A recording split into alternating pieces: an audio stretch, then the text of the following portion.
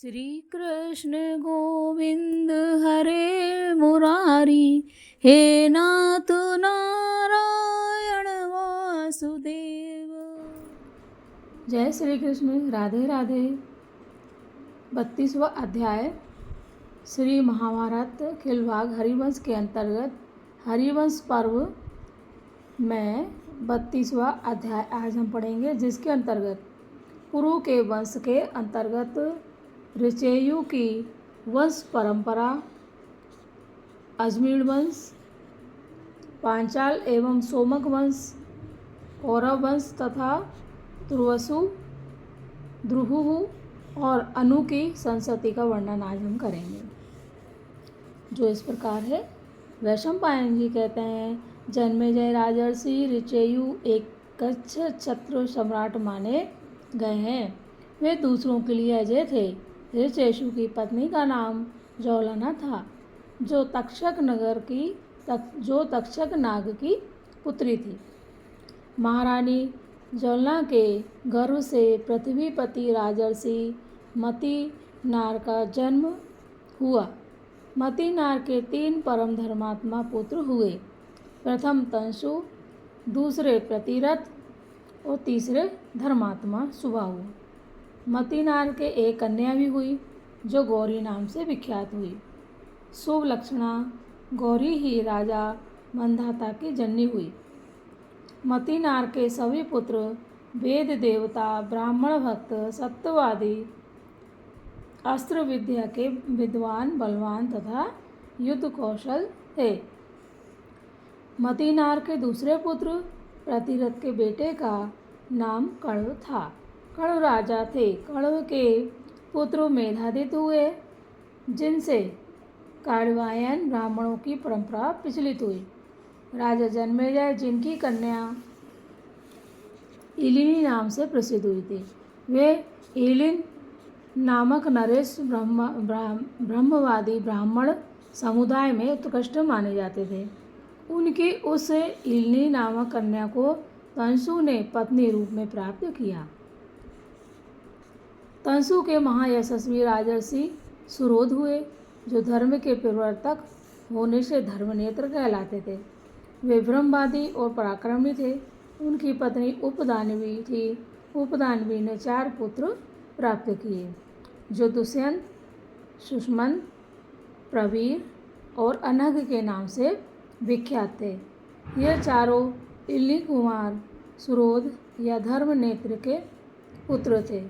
दुष्यंत के पुत्र का नाम भरत था। वे बड़े पराक्रमी थे। सबका दमन करने के कारण उनका दूसरा नाम सर्वदमन भी था। महान वीर भरत में 10,000 हाथियों का बल था। महात्मा दुष्यंत के वीर और शकुंतला के गर्भ से चक्रवर्ती भरत पुत्र रूप में उत्पन्न हुए। किसमें? महामना दुष्यंता और माता शकुंतला के गर्भ से चक्रवर्ती भरत पुत्र रूप में उत्पन्न हुए, जिनके नाम पर तुम लोग भारत कहलाते हो। इल्नी नाम से प्रसिद्ध हुई थी। कौन था ये? इल्नी। यहाँ पे बताया इल्नी नाम से प्रसिद्ध हुई थी। इनकी ये पूरी कहानियाँ बताई है कि ये इल्नी नामक नरेश ब्रह्मवादी ब्राह्मण समुदाय में उत्कृष्ट माने जाते थे, है ना। और उनकी इस इल्नी नामक कन्या को तंसु ने पत्नी रूप में प्राप्त किया था। तो इनकी किसकी पत्नी थी ये? तंसु की पत्नी कौन थी? इलिनी थी, है ना। फिर इसमें बताया गया तंसु के महायशस्वी राजर्षि सुरोध, जो धर्म के प्रवर्तक होने के कारण क्या कहलाते थे वो? कौन? तंसु के महायशस्वी राजर्षि सुरोध हुए, यानी पुत्र, जिन्हें धर्म का प्रवर्तक और धर्म नेत्र उन्हें कहलाते थे। ठीक है, इसमें ये बताया गया। दूसरी बात यहाँ पर बताई गई थी, इसमें अपन ने भी पढ़ा है कि राजा दुष्यंत और माता शकुंतला के गर्भ से जो चक्रवर्ती राजा हुए थे, सम्राट, वो भरत पुत्र रूप में उन्हें उत्पन्न हुए थे, जिनके नाम पर आज हमारे देश का नाम जो है वो भारत पड़ा है और हम भरतवंशी कहलाते हैं। इसके आगे कहते हैं, दुष्यंत ने तपोवन में जाकर शकुंतला के साथ गंधर्व विवाह किया। पहले गंधर्व विवाह भी होते थे। शकुंतला के साथ गंधर्व विवाह किया था और अपनी राजधानी को लौटकर उसके विषय में कुछ बताया नहीं था। जब शकुंतला भरत को लेकर दुष्यंत के यहाँ गई तब वे उसे पहचानने में भूल करने लगे। उस समय आकाशवाणी ने राजा दुष्यंत को संबोधित करके कहा, दुष्यंत, माता तो केवल चमड़े की धूकनी के समान है, पुत्र पर अधिकार तो पिता का ही है। पुत्र जिसके द्वारा जन्म ग्रहण करता है उसी का स्वरूप होता है। तुम इस पुत्र का पालन पोषण करो, शकुंतला का अपमान मत करो नरदेव। अपने ही वीर से उत्पन्न हुआ पुत्र अपने पिता को यमलोक से निकालकर स्वर्गलोक को ले जाता है। इस पुत्र के आधान करने वाले तुम ही हो। शकुंतला ने यह बात ठीक ही कही। राजा भरत के कई पुत्र होकर मर गए, तात माताओं के क्रोध से ऐसा हुआ था। यह बात मैं तुम्हें पहले आदि पर्व में बता चुका हूँ। राजन, भरत के यज्ञ में आए हुए देवताओं ने भरत के लिए अंगिरा नंदन बृहस्पति जी के पुत्र महामुनि भारद्वाज को ही पुत्र बनाकर दे दिया। इसी प्रसंग में बुद्धिमान भारद्वाज के धर्म संकरण की यह बात कही जाती है। मरुद्रोणों भरत को पुत्र रथ में जब भारद्वाज को ही अर्पित कर दिया तब भारद्वाज ने भरत से देवताओं सहित यज्ञ का अनुष्ठान करवाया। इसके पहले भरत के पुत्र जन्म का सारा प्रयास विथत यानी व्यर्थ हो चुका था। भारद्वाज के प्रयत्न से जो पुत्र उत्पन्न हुआ उसका नाम विथद था। तो विथद का क्या अर्थ बताया है? व्यर्थ, है ना। विथद का जन्म हो जाने पर भरत स्वर्गवासी हो गए।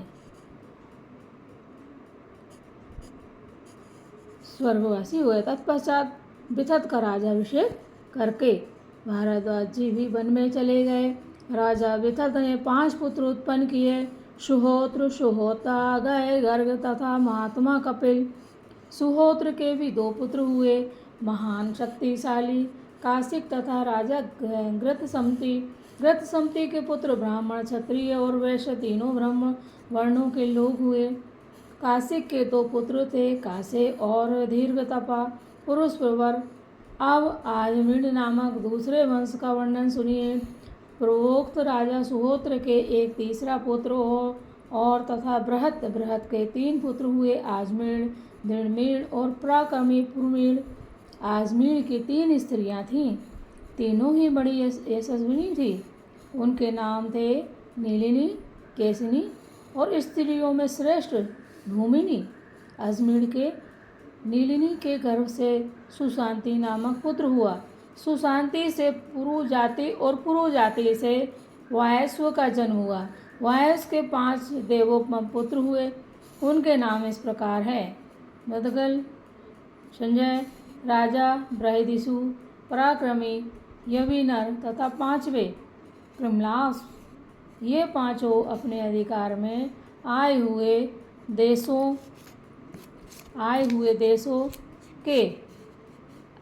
देशों की रक्षा के लिए अलम यानी समर्थ थे, इसलिए समृद्धिशाली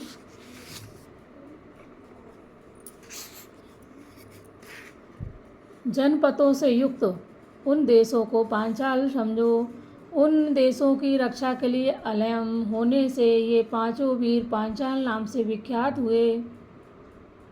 मृदगल के पुत्र महायशस्वी मोद्रुलय थे। ये सब के सब महात्मा, छात्र धर्म से युक्त ब्राह्मण थे। ये अंगिरा के पक्ष का आश्रय लेके कैर्मोद्रल कहलाए। मृदल के ज्येष्ठ पुत्र महायशस्वी ब्रह्मर्षि इंद्रसेन हुए, जिनसे बदेश्व का जन्म हुआ। बदेश्व से मेनका के गर्भ से एक पुत्र और एक कन्या का जन्म हुआ, ऐसी प्रसिद्धि है। पुत्र का नाम देवोदास था। जो राजर्षि एवं ब्रह्मर्षि थे। कन्या यशस्विनी अहल्या थी। अहल्या महर्षि शरद्वान गौतम की पत्नी थी। गौतम ऋषि की पत्नी अहल्या। उसने गौतम के पुत्र मुनिश्रेष्ठ शतानंद को जन्म दिया। शतानंद के भी एक महायशस्वी पुत्र हुआ जिसका नाम सत्यधृति था। ये सत्यधृति भी अपने पितामह के समान शरद्वान कहलाते थे। सत्यधृति धनुर्वेद के पारंगत विद्वान थे। एक दिन अपने सामने एक अप्सरा को उपस्थित देख सत्यधृति शरद्वान का स्खलित होकर सरकंडों के समूह पे गिर गया। उससे एक बालक और बालिका जुड़ी हुई संतानें उत्पन्न हुई। उस समय राजा संतोष शिकार खेलने के लिए वन में गए हुए थे। उन्होंने कृपा पूर्वक उन दोनों बालकों को ले लिया। कृपा पूर्वक ग्रहण करने के कारण बालक का नाम कूप और उस गौतम बालिका का नाम कृपी हुआ। ये शतानंद सत्यधृति और कृप सातत कह गए हैं तथा ये गौतम भी कहलाते हैं। नरेश्वर, अब मैं दिवोदास की संतति का वर्णन करूँगा। दिवोदास के पुत्र ब्रह्मर्षि मित्रयु हुए। मित्रयु से मैत्रायण का जन्म हुआ। मैत्रायण से सोम हुए। सोम के वंशज मैत्रेय कहे गए। ये भार्गव पक्ष का आश्रय लेकर क्षत्रोपेत भार्गव कहलाए। महात्मा संजय के पंचजन नामक पुत्र हुआ और पंचजन के पुत्र पृथ्वीपति सोमदत्त हुए। सोमदत्त के पुत्र महायशस्वी सहदेव थे। सहदेव के पुत्र राजा सोमक हुए। अजमीढ़ वंशी सहदेव से सोमक का जन्म उस अवस्था में हुआ जबकि उनकी वंश परंपरा क्षीण हो चली थी। सोमक के पुत्र का नाम जंतु था जिसके स्थान पर सोमक के 100 पुत्र हो गए। उनमें सबसे छोटे प्रसत जो राजा द्रुपद के प्रभावशाली पिता थे। द्रुपद से धृष्टद्युम्न और धृष्टद्युम्न से धृष्टकेतु का जन्म हुआ। ये महामनस्वी क्षत्रिय अजमीढ़ और सोमक कहे गए हैं। महामाना अजमीढ़ के संतानों की ही सोमक संज्ञा हुई। राजा अजमीढ़ जो धूमनी नाम वाली तीसरी रानी थी, उनके मन में पुत्र की बड़ी लालसा थी। पृथ्वीनाथ, वे ही तुम्हारे पूर्वजों की जननी हुई। जन्मेजय पुत्र की अभिलाषा रखने वाली धूमनी देवी व्रत का पालन करने लगी। वे 10,000 वर्षों तक अत्यंत दुष्कर तपस्या करती हुई विधि पूर्वक अग्नि में आहुति देती, पवित्रता पूर्वक परिमित भोजन करती और अग्निहोत्र के कुशों पर ही सोती। तदनंतर राजा अजमीढ़ ने देवी धूमनी के साथ समागम किया। इससे उन्होंने ऋष्य नामक पुत्रों को जन्म दिया। ऋषि धूम के समान वर्ण वाले एक सुंदर दर्शनीय पुरुष थे। ऋषि से संवत्सर और संवत्सर से कुरु उत्पन्न हुए जिन्होंने प्रयाग से जाकर कुरुक्षेत्र की स्थापना की। महावाक कुरु ने उस क्षेत्र में बहुत वर्षों तक तप किया। उनके तप करते समय वरदायक भगवान इंद्र ने वहां जाकर उन्हें वर प्रदान किया। यह पवित्र एवं रमणीय क्षेत्र पुण्यात्माओं द्वारा सेवित है। कुरु का वंश बहुत बड़ा है। तुम लोग कुरु के ही नाम से कौरव कहलाते हो। कुरु के 4 पुत्र हुए, सुंधवा, सुधनु, महाबाहु, परीक्षित और श्रेष्ठ वीर अरिमेजय। सुधनवा के पुत्र सुहोत्र हुए। सुहोत्र के मतिमान तथा मतिमान के पुत्र राजा चौवन हुए जो धर्म और अर्थ के ज्ञाता थे। चवन से कृत यज्ञ हुए। उन धर्मज्ञ नरेश ने यज्ञ करके इंद्र के समान सुविख्यात पराक्रमी पुत्र को जन्म दिया। उसका नाम था उपरीचर वसु। वे वसु चेदी देश के निवासी थे और आकाश मार्ग से चलते थे। चेदी देशीय उपरीचर वसु से उनकी पत्नी गिरिका ने 7 मनुष्यों को उत्पन्न किया। उनमें प्रथम संतान थे सुविख्यात महारथी राजा बृहदत्त जो मगध देश के अधिपति थे। दूसरे पुत्र का नाम प्रत्यग्रह था। तीसरे राजा कुश थे। जिन्हें मणिवाहन भी कहते हैं। चौथे मारुत, पांचवें यदु और छठवें श्रेष्ठम पुरुष मत्स्य थे। सातवीं संतान कन्या थी जो काली या सत्यवती कहलाई। बोलो सत्यवती की जय। बृहदत्त का पुत्र कुशाग्र नाम से विख्यात हुआ।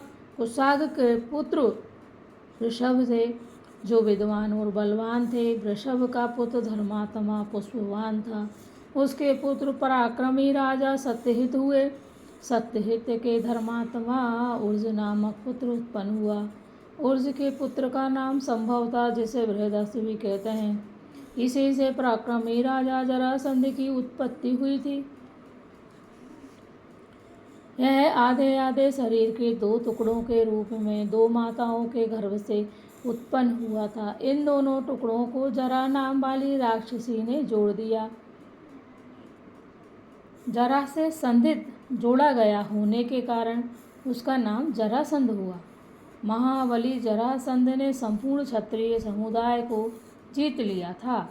उसका पुत्र प्रतापी सहदेव था। सहदेव के कांतिमान पुत्र यशस्वी उदायु हुए। उदायु ने धृत धर्मा नामक परम धर्मात्मा पुत्र को जन्म दिया। इसके बाद है जन्म दिया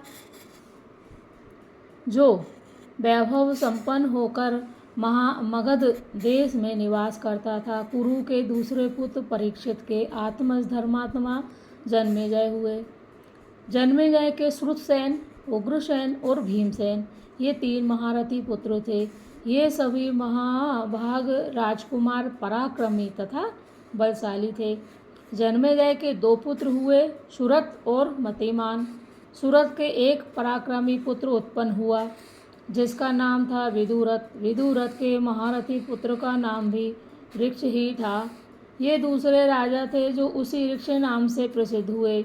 राजन, तुम्हारे इस वंश में दो ऋक्ष और दो ही परीक्षित नामक नाम के राजा हो गए।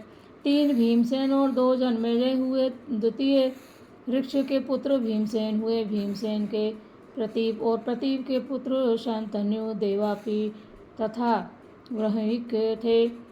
ये तीनों महारथी वीर थे। पृथ्वीनाथ यह शांतनु का कुल है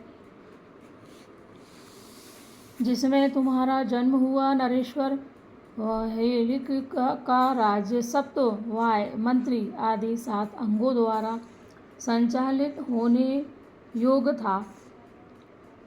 वाय के पुत्र महायशस्वी सोमदत्त हुए। सोमदत्त से भूरी, भूरी श्रवा और सल ये 3 पुत्र हुए। देवापि देवताओं के उपाध्याय और मुनि हुए। महात्मा चौहान ने उन्हें अपना प्रिय पुत्र बना लिया। राजा शांतनु कौरव कुल का भार वहन करने वाले हुए। कौन से? कौरव कुल का। पृथ्वीनाथ, अब मैं शांतनु के वंश का वर्णन करता हूँ जिसमें तुम्हारा जन्म हुआ है। इससे कहा पृथ्वीनाथ, अब मैं शांतनु के वंश का वर्णन करता हूँ जिसमें तुम्हारा जन्म हुआ है। प्रभावशाली शांतनु ने गंगा जी के गर्भ से देवव्रत नामक पुत्र को जन्म दिया। किसने? प्रभावशाली शांतनु ने गंगा जी के गर्भ से देवव्रत नामक पुत्र को जन्म दिया। बहुत महत्वपूर्ण। वे ही भीष्म नाम से विख्यात हुए जिन्हें भीष्म पितामह कहा गया, जो पांडवों के पितामह थे। भारत, उनकी दूसरी पत्नी काली सत्यवती ने शंतनु के प्रिय पुत्र विचित्रवीर को उत्पन्न किया जो पापशूल तथा धर्मात्मा थे। विचित्रवीर के क्षेत्र अर्थात उनकी पत्नियों के गर्भ से श्री कृष्ण द्वैपायन व्यास जी ने धृतराष्ट्र, पांडु और विदुर को उत्पन्न किया। किसने? फिर से देखते हैं। विचित्रवीर के क्षेत्र में अर्थात उनकी पत्नियों के गर्भ से श्री कृष्ण द्वैपायन व्यास जी ने धृतराष्ट्र, पांडु और विदुर को उत्पन्न किया था। धृतराष्ट्र ने गांधारी के गर्भ से 100 पुत्र उत्पन्न किए। उन सब में दुर्योधन ही श्रेष्ठ और प्रभावशाली था।